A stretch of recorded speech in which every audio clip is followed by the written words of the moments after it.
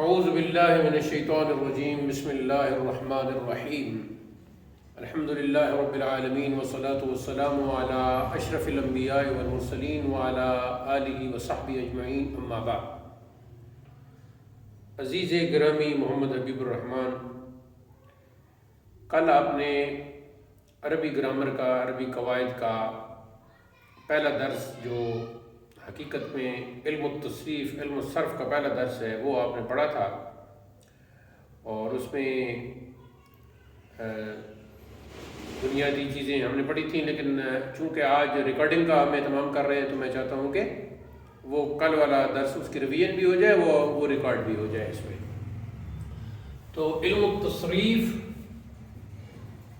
تعریف،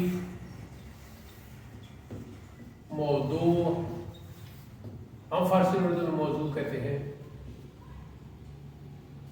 غرض و فائدہ.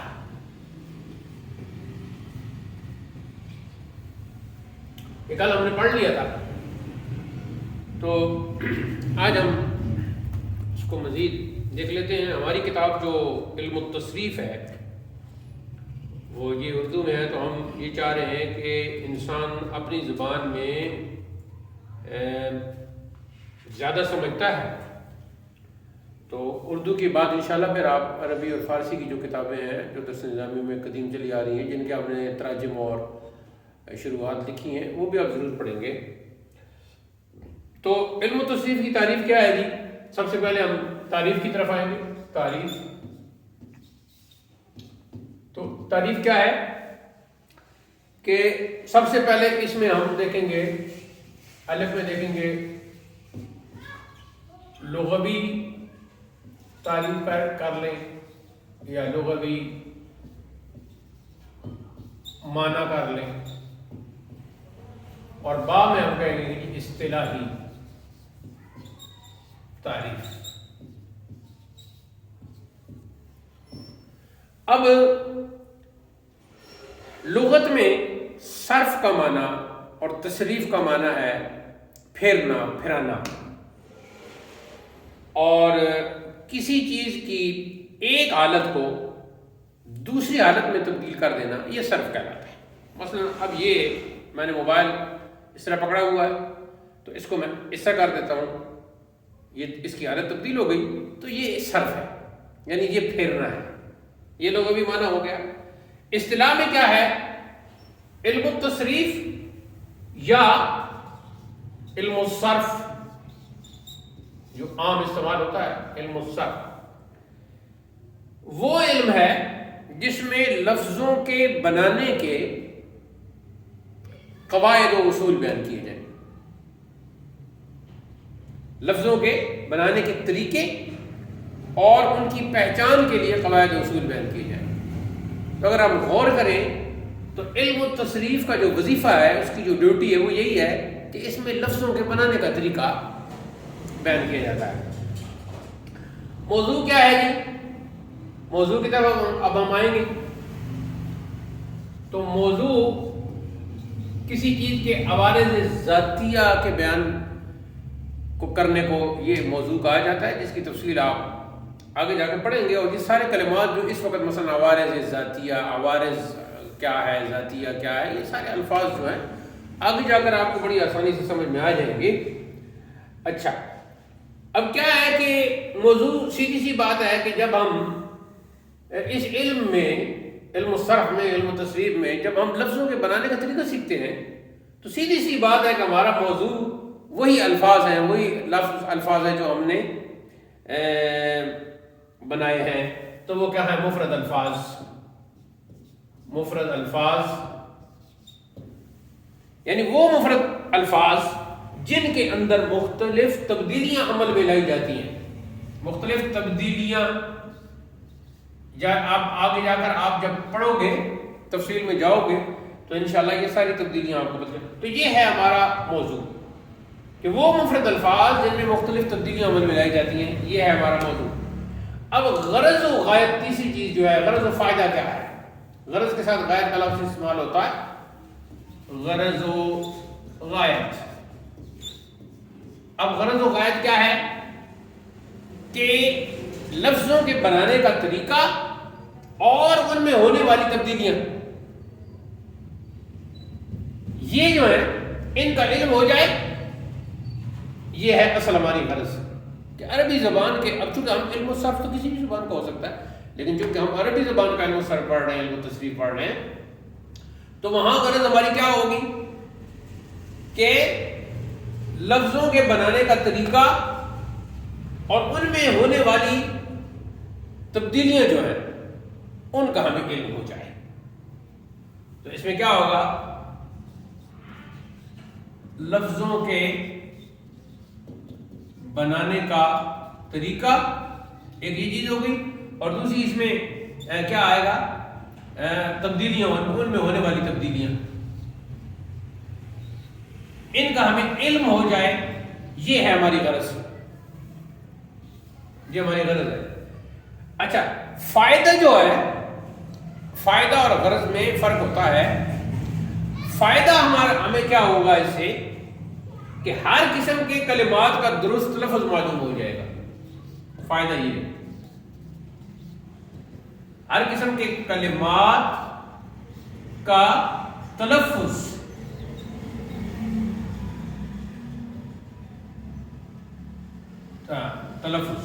ٹھیک ہو گیا جی، یعنی انگلش میں کہتے ہیں پروننسیشن، وہ ہمیں معلوم ہو جائے گا، تو یہ ہمیں اس سے فائدہ ہوگا. اب ایک اور بات جو توضیحات میں ہم نے شامل کی ہیں، جو یہ بنیادی سبق ہے تو اس کے ساتھ وہ آئیں گی، وہ ہے کہ مثال کے طور پر علم التصریف بھی ہم نے پڑھا، علم الصرف بھی ہم نے پڑھا، تو یہ دو نام تو مشہور ہیں. اس کے علاوہ دیگر نام بھی ہیں، دیگر نام، یہ ویڈیو میں آ رہا ہے یہ جو میں لکھ رہا ہوں نیچے؟ اچھا، دیگر نام. تو اس میں کیا ہے جی، علم المیزان، چونکہ مختلف کلمات کے اوزان آپ پڑھیں گے تو اوزان کے لیے ایک خاص قسم کی میزان ہے جسے میزان صرفی کہا جاتا ہے، تو اس اعتبار سے اس کا نام ہوگا علم المیزان. اس کا ایک اور نام ہے جی علم الصیغہ. تو جتنے بھی آگے ہم لفظ بنائیں گے اور اس میں جتنے بھی افعال بنیں گے انہیں صیغہ کہا جاتا ہے. صیغہ کا لفظی معنی بعد میں آپ کو بتایا جائے گا، اصطلاح میں انہیں صیغہ کہا جاتا ہے، تو اس اعتبار سے اس کا ایک نام علم الصیغہ بھی ہے. اچھا، اس کا ایک اور نام علم الاشتقاق بھی ہے.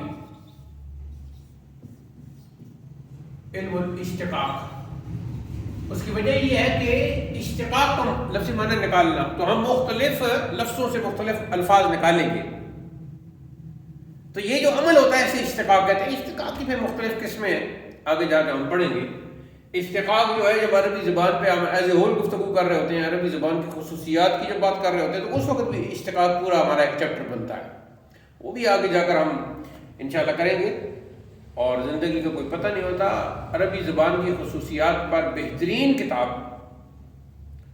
المبین ہے، علامہ سلمان بہاری کی، یہ اعلیٰ حضرت کے خلفاء میں بھی شامل ہے، اور یہ مسلم یونیورسٹی، علی گڑھ یونیورسٹی کے پروفیسر تھے. تو سلیمان اشرف بہاری علامہ، ان کی کتاب آپ نے المبین، یہ انشاءاللہ اگر وقت ملا تو ہم پڑھیں گے، نہیں تو آپ اس کا مطالعہ کریں گے. المبین عربی زبان کی خصوصیات پر یہ بہترین کتاب ہے، وہاں اشتقاق کا بھی پارٹ آئے گا. تو اسی کتنے اب نام ہو گئے جی، علم التصریف، علم الصرف، علم المیزان، علم الصیغہ، علم الاشتقاق، یہ 5 نام ہو گئے. کتنے نام ہو گئے؟ 5 نام ہو گئے. تھوڑا سا مجھے بولتا کہ ویڈیو میں آپ کی آواز جو ہے نا وہ ریکارڈ ہو جائے. اچھا، اب مفرد الفاظ جو ہم نے کہا تھا کہ ہمارا موضوع دراصل مفرد الفاظ ہے، تو مفرد الفاظ سے ہماری مراد کیا تھی؟ اسم، فعل اور حرف. سچ پوچھیں تو پوری عربی گرامر انہی 3 کی گرد گھوم رہی ہے. ایک بڑا چیپٹر اسم کا ہے، ایک بڑا چیپٹر فعل کا ہے، ایک بڑا چیپٹر حرف کا ہے. یہ اسم اور فعل کے بننے کے جتنے بھی وہ طریقے ہیں وہ سارے ہم علم الصرف میں پڑھ رہے ہیں. تعریف کا جاننا کیوں ضروری ہے؟ تعریف کا جاننا اس لیے ضروری ہے یہ جو ہم نے تعریف لکھا یہ اس لیے ضروری ہے تاکہ نامعلوم چیز کی طلب جو ہے وہ لازم نہ آئے کہ جو کچھ جس چیز کی ہم طلب کر رہے ہیں وہ ہمیں معلوم ہونی چاہیے، تو پھر وہ معلوم کرنے کے لیے تعریف اس علم کی ضروری ہو جائے گی۔ نامعلوم چیز کی طلب لازم نہ آئے، یہ اس لیے ضروری ہے۔ اور موضوع جاننا اس لیے ضروری ہے تاکہ مقصودی چیز غیر مقصودی چیز سے الگ ہو جائے، تو کیونکہ جو مقصودی چیز ہوگی وہی ہمارا موضوع ہوگا، غیر مقصودی چیز آتی جائے گی اس کا فائدہ نہیں ہوگا۔ تو موضوع کا جاننا اس لیے ضروری ہے تاکہ مقصودی چیز اور غیر مقصودی چیز میں فرق ہو جائے۔ جب فرق ہو جائے گا، موضوع ہمیں پتہ چل جائے گا، تو ہمارا فوکس کس پہ ہوگا؟ مقصودی چیز پہ۔ غرض کا جاننا اس لیے ضروری ہے، یہ جو غرض ہے، غرض کا جاننا اس لیے ضروری ہے تاکہ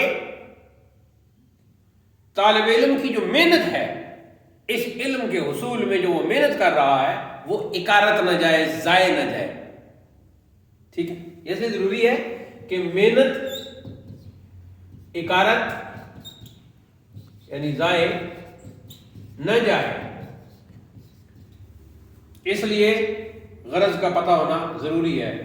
تو جب غرض کا ہمیں پتہ چل گیا کہ ہماری غرض یہ ہے کہ لفظوں کے بنانے کا طریقہ اور ان میں تبدیلیاں ہمیں معلوم ہو جائیں گی، جب یہ غرض ہمیں معلوم ہوگی تو ہم پھر بڑھ چڑھ کے محنت کریں گے اور ہماری محنت ضائع نہیں ہوگی، اور ہمیں لفظوں کے یہ جو ہیں بنانے کے طریقے اور ان کی مختلف تبدیلیاں جو ہیں وہ ہمیں پتہ چل جائیں گی۔ بعض اوقات مجھے کیمرہ کی طرف دیکھنے میں اور ادھر دیکھنے میں، بورڈ کی طرف دیکھنے میں دقت اس لیے ہو رہی ہے کہ یہ جو میرے اینک ہے یہ ڈبل ہے، اوپر والا حصہ دور کے لیے ہے اور نیچے والا حصہ نزدیک کے لیے، تو اس میں ہوتا رہتا ہے۔ تو اب میں الگ الگ بنانے کا وہ کر رہا ہوں۔ اب یہ جو شروع کا مقدمہ ہے، جیسا کہ کل میں ہم نے بتایا تھا کہ یہ مقدمۃ العلم جو ہے، مقدمۃ الکتاب اور مقدمۃ العلم، اس کی تفصیل مزید آگے آ جائے گی۔ تو اس میں کچھ اور باتیں بھی ہیں جو انشاءاللہ ہم آگے جا کر خاتمہ میں کریں گے، اسی کتاب کے خاتمہ میں کریں گے انشاءاللہ۔ اچھا، یہ حقیقت میں یہ کل کا درس تھا، اور آج کچھ نئی باتیں آ گئی ہیں اس میں کوئی شک نہیں، لیکن یہ ہے کہ ریکارڈنگ میں اب یہ ہو گیا ہے۔ تو کل والا جو درس تھا اور جو باتیں میں نے کی تھی وہ بخیر آپ کے ذہن میں تو ہوں گی، ذہن میں تو ریکارڈ ہو ہی رہی ہیں، تو اب اس ویڈیو میں بھی یہ آ گئی ہے۔ تو آج چونکہ یہ ویڈیو کا ہم نے اہتمام کیا ہے تو اسی پر اکتفا کرتے ہیں۔ دوسرا سبق جو ہمارا ہے وہ ہم پہلے کچھ اصطلاحات پڑھ لیں گے، تو مزید تفصیل اصطلاحات کی ہم کل پڑھیں گے۔ آج کچھ اس طرح کر دیتے ہیں کہ یہ جو ہمارا درس دوم ہے، پہلے تو یہ ہو گیا نا، یہ ہمارا درس اول ہو گیا، ٹھیک ہے جی، یعنی کہ مبادیات ہو گیا۔ تو درس دوم میں ہم علم صرف کی مخصوص اصطلاحات پڑھیں گے، اور اصطلاحات کے لیے مصطلحات بھی استعمال ہوتا ہے، مصطلحات اور اصطلاحات انگریزی میں ٹرمینالوجی۔ تو اس میں کچھ ضروری چیزیں ہم پڑھ لیں گے جو آگے جا کر ہمیں فائدہ دیں گی۔ میں نے بھی یہاں کچھ اصطلاحات لکھی ہیں، اور حضور ریاض الملت کی کتاب ریاض الصرف میں بہت سی اصطلاحات آپ نے نقل کی ہیں، تو وہ بھی انشاءاللہ ہمارے پیش نظر رہیں گی۔ تو کل ہم مصطلحات کو بھی پڑھ لیں گے اور آگے پھر چلیں گے۔ اچھا، ابھی یہاں ایک بات میں یہ کرنا چاہتا ہوں، ابھی جو ہم نے کہا تھا کہ موضوع ہمارا مفرد الفاظ ہے، اور مفرد الفاظ اسم فعل حرف تین ہی ہے۔ یہاں میں نے یہ بات کی تھی کہ پوری عربی گرامر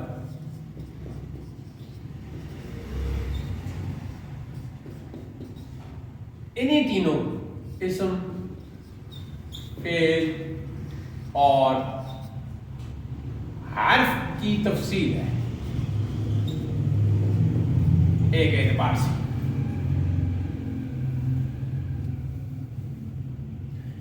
اسم کی آپ تفصیل میں چلے جائیں گے، کچھ آپ پارٹ 1 میں پڑھیں گے، کچھ پارٹ 2 میں پڑھیں گے. پھر فعل کی تفصیل میں چلے جائیں گے. فعل ماضی ہے، فعل مضارع ہے، پھر فعل مضارع کی تبدیلیاں ہیں جنہیں تغیرات مضارع کہا جاتا ہے.